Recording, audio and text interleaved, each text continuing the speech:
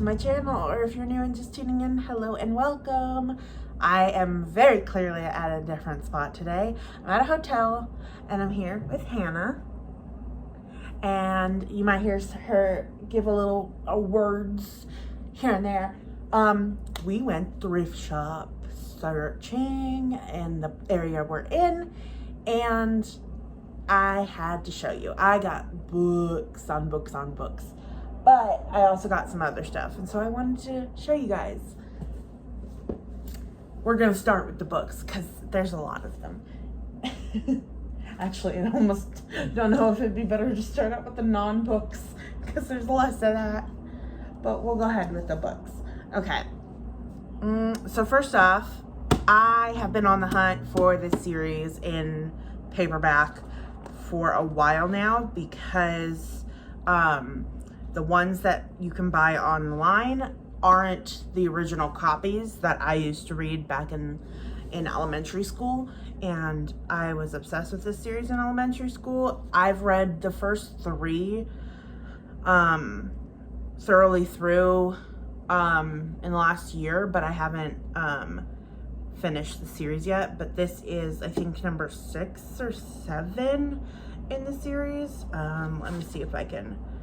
1, 2, 3, 4, 5, 6, 7. It's the 7th one. So first is Stormbreaker, which has a movie with it. It's called Alex Rider Stormbreaker, and that's the main character, is Alex Rider. And then Point Blank, Skeleton Key, Eagle Strike, which is the one I'm reading or about to start reading, Scorpia, Archangel, and Snakehead, which is the one I found, and it's a holographic book cover. Literally holographic. It doesn't just look holographic, it is, and it's phenomenal. I loved this series growing up, but when I saw it, I was like, where are the rest? And of course they didn't have the rest. I have, I believe, 1 of the series, maybe 2 already, with the original covers. But I don't want to buy the new covers because they're like art, like, sorry if you hear stuff in the background, the perks of being in a hotel. They're just not my, I like the pop out of the cover of the snake, and I'll show you what the other covers look like. They're pretty dope looking too. I think I have Skeleton Key or Scorpio, one of those two, maybe both. And I found Point Blank, but it wasn't the holo version. There's a holographic version of each of these, and this one wasn't, and so I didn't go with that one, but I got this one. Next up we have, where do we begin? I'm gonna start with this one because I have already read it, and this will be one of those where I give it to my local bookstore in exchange for store credit so I can buy a different book. But it is Eclipse by Stephanie Meyer, and it's a paperback, which paperbacks for some reason get more than hardbacks if they are above a certain amount of money. And this one's $16, so half of that is 8, a fourth of that is 4. So I'd be getting $4 off of this rather than 2 for a hardback. And then we have, what else have I read? I don't think I've read any of the other ones yet. Don't flip the, okay, let's just go book by book. So first up we have a book called Hannah's War. No, not that Hannah. I'm gonna read the synopsis. Always my war. It's always our war. I'm gonna read the synopsis because it's pretty interesting. It says it's a thrilling wartime story of loyalty and truth and the unforgettable fallout from a single choice. So the first part is Berlin, 1938. Austrian physicist, not psychiatrist. That's what I thought it said. physicist, Dr. Hannah Wise is on the verge of the greatest scientific triumph of the 20th century, splitting the atom. She understands the energy released by this discovery can power entire cities or destroy them. Hannah believes her work could secure an end to future wars, but because she is a Jewish woman living under the harsh rule of the Third Reich, is that how you spell it? Or pronounce Reich? Her research is belittled, overlooked, and eventually stolen by her German colleagues. Hey, I'm German. We're foreign enemies. I know, she's Jewish. I'm German. Ashkenazi, though. Still. Then, faced with an impossible choice, Hannah must decide what she is willing to sacrifice in pursuit of the greatest scientific achievement. Then the next part of it is New Mexico, 1945. Wounded and battered after the liberation of Paris, Major Jack Delaney arrives in the New Mexican desert with a mission to catch a spy. Someone in the top secret nuclear lab at Los Alamos has been leaking encoded equations to Hitler's scientists. Chief among Jack's suspects is the brilliant and mysterious Hannah Wise, an exiled physicist lending her talent to J. Robert Oppenheimer's mission. All signs point to Hannah as the traitor, but over 3 days of interrogation, as he filters her lies from the truth, Jack will realize they have more in common than either one bargained for. It sounded super interesting, so I got it. Then we have another one that sounded freaking juicy. Let's see where it is. 4 months after their separation, marketing consultant Lake Warren faces a tough legal battle with her husband, Jack, for custody of their 2 kids. Though the timing can't be worse, she finds herself responding to the flirtations of Dr. Mark Keaton, her handsome colleague at the Advanced Fertility Center. But the morning after their one-night stand, Lake discovers Keaton with his throat slashed. Afraid of losing her children forever, Lake lies to the police and begins searching for the truth on her own before she can be charged with the heinous crime. She starts getting hostile treatment from her coworkers, and strange clues start appearing quite literally on her doorstep. Soon, Lake is pulled dangerously close to the very dark secrets surrounding the slain man and the clinic where they worked. And suddenly, the police are not the only ones hunting Lake Warren. It's called Hush, and it's by Kate White.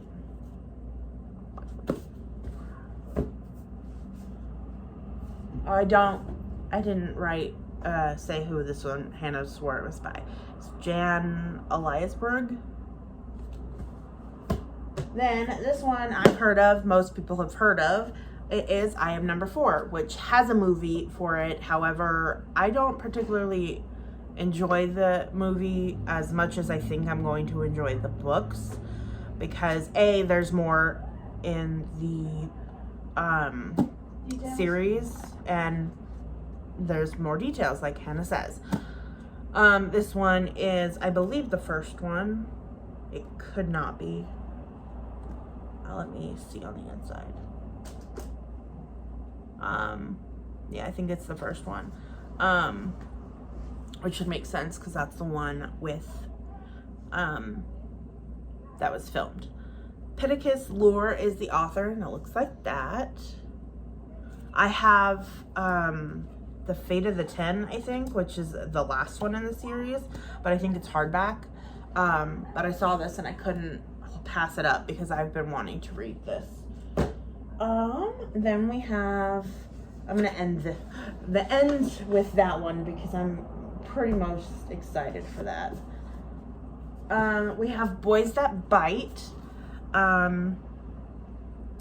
It is by Mari Mancusi. I might have butchered that. My mom's going to kill me if she finds out that I'm turning into a vampire. Okay, so technically she can't because I'm immortal. Well, not yet. See, due to the worst case of mistaken identity with my dark side loving twin sister at a goth hangout called Club Fang, Magnus, a vampire hottie, went from my neck instead of hers. Now, if I don't reverse it in time, Magnus will be my blood mate forever, and I'm doomed to be a blood gulping pasty daylight hating vampire. Believe me, it seriously bites. After the unfortunate slaying of the vampire leader, it's up to me, my sister, and Magnus to find the one thing that can solve my problem. The Holy Grail. No joke. I seriously hope I can get out of this in time, because somehow I scared the hottest prom date in my school, the mouth-watering Jake Wilder, and I do not want to be a vampire for the prom, let alone the rest of eternity. Kind of interesting. Then, I don't know anything about this, but Hannah says it's a great series, so I got it. It is, however, book 2 of the Selection series. Yeah, the first one's called The Selection, and it's got a beautiful blue cover. I have to get that one first, or just read it on Libby at some point. But it says on the front, 35 girls came to the palace, only 6 remain. And I'm not going to read the synopsis because obviously it might be a giveaway to the next, or the first one. So I'm going to leave it at that for now. And then we have another one people are familiar with, Eat, Pray, Love, which has a movie to it. Yes. Oh, this is the second one. Oh, I should have got the first one. That's why it's the blue cover. Eat, Pray, Love made me do it. oh, interesting. Damn. Now we gotta go back. Now we gotta go back. So I guess I won't be reading the synopsis of this one either. Why didn't I read? I should have known. Yeah, I said that I've never seen a pink cover. I think I have it if you want it. Okay. Well, now I have the second one. All right, then we have 2 books in. Are they a series or are they They're just series. Okay? They're a series. Oh, they're by Hyperion. The company Hyperion. That's a lot of. They do a lot of Disney books. The author is Allie Carter, and this one is Cross My Heart and Hope to Spy, and the other one is I'd Tell You I Love You, but then I'd have to kill you. They look like that. I like the edges. I feel like I've read them before. They might be the book I'm searching for. That's funny. Because those pop up when I type in the information, but like I don't remember it being in those, and I don't remember. Well, if you want to borrow these and read them, be my guest. It'll be a while before I get to them. It's a while before I get to them too. I've got all the Crave books to finish. I have 15,000 books to read right now. Literally. I think I have over 150 books at least that I have to read. And that's just the physical copy books. I'm talking several thousand if we're talking Libby and all of that. I have so many book recs to go through. And Hannah has a bunch of book recs for me to add to the pile. Then we have Pretty Nasty Lovely by Rosalind Noonan. It looks like this. It's like a ribbon around a thorned bush. Sisterhood has a price. Pledging to Theta Pi at Meriwether University seemed to offer Emma Danowski a passport to friendship, fun, and popularity, but the excitement of pledged training quickly fades, as does the warmth of her so-called sisters. What's left is a stifling society filled with pretty rules, bullying, and manipulation. Most haunting are the choices Emma makes in the wake of another sorority sister's suicide. It doesn't matter that no one else needs to know what Emma did or how vastly different life at the Theta House is from the glossy image it projects. Emma knows. And now, with her loyalties tested, she must decide which secrets are worth keeping and how far she's willing to go to protect them and herself. Sounds very intriguing. Hannah picked this one out for me.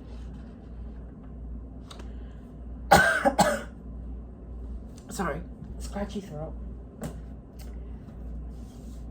Then we have a book called Speechless, which Hannah also picked out. It's by Yvonne Collins and Sandy Rideout. Looks like that. And I don't think I ended up reading the back of this one, but Hannah picks out pretty good books. Oh, yeah, I did. Let's see. It seems just like a romance book. But I'm excited to read lots of books. So I have to add to my pile somehow. And then second to last, we have The Energy of Money, which is a nonfiction book. It is by someone with a PhD. It's a spiritual guide to financial and personal fulfillment. I've been needing a new job and been trying to get out of my job situation for a little while now, and this might help give me that push, hopefully. I didn't read anything into it other than that Hannah picked it out, and I was like, couldn't hurt.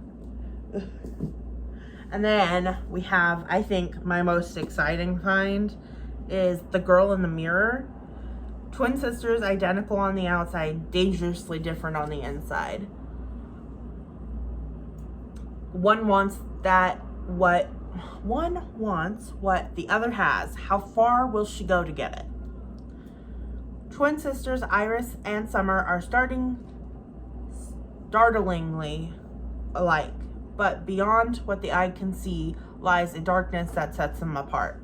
Cynical and insecure Iris has long been envious of Summer's seemingly never-ending good fortune, including her perfect husband Adam. Called to Thailand to help her sister sail the family yacht to the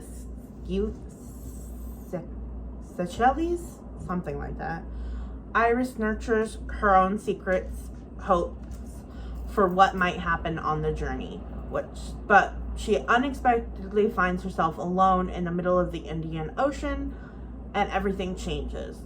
When she makes it to land, Iris allows herself to be swept up by Adam, who assumes that she is Summer. Iris recklessly goes along with this mistake. Not only does she finally have the golden life she's always envied, with her sisters gone, she's one step closer to the $100 million inheritance left by her manipulative father. All Iris has to do is be the first of his six remaining children to produce an heir. Iris's new life lurches between glamorous dream and paranoid nightmare. On the edge of being exposed, how far will she go to ensure no one discovers the truth? And just what did happen to Summer on the yacht? Chilling, twisty, and full of high-octane suspense, The Girl in the Mirror is seductive, edgy, edge-of-your-seat thriller about greed, lust, secrets, and deadly lies. Looks like this, and it's by Rose Carlisle. I'm excited.